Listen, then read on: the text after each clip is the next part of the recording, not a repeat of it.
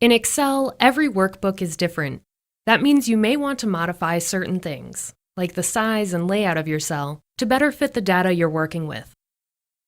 This column has been resized, for example, but not quite enough. Most of the text is still getting cut off. I'm going to increase the width a little bit more by positioning my mouse over the line in the column heading, then clicking and dragging it to the right.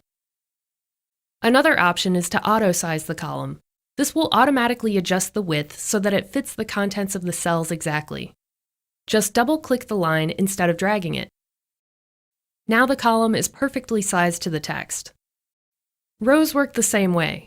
You can adjust them manually or auto-size them to fit the height of your text.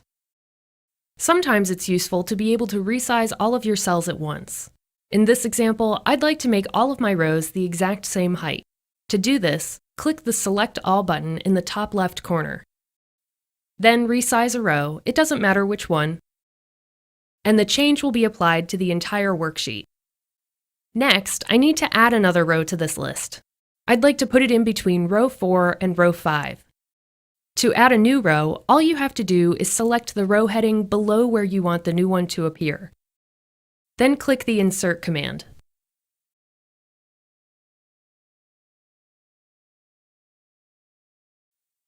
The process is similar for inserting a new column.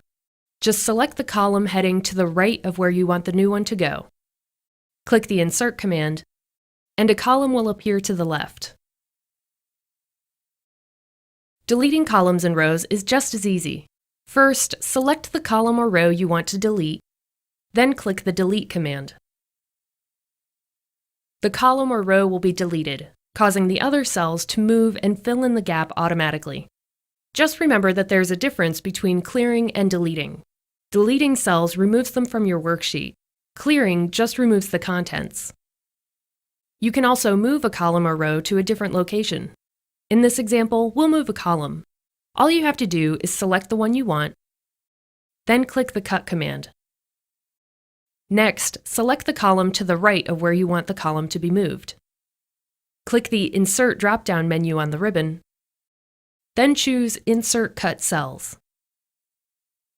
Another useful technique for rearranging data is the ability to hide certain columns or rows. For example, I don't really need to see these 3 columns right now.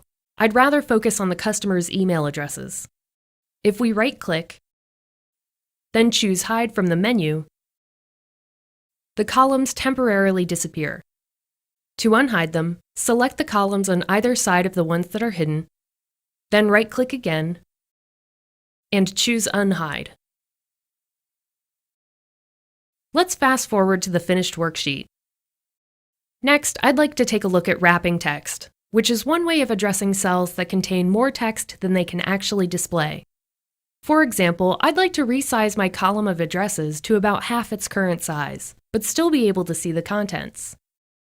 We can do this using the Wrap Text command on the ribbon. As you can see, this displays the text on multiple lines.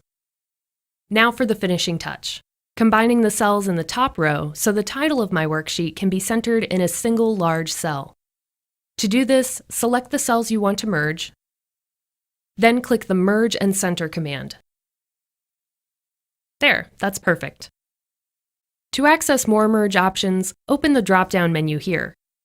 You can merge across, creating merged rows instead of a single large cell if you have multiple cells selected. You can also merge without centering, or split your cells up again. There is a downside to using the Merge command, though.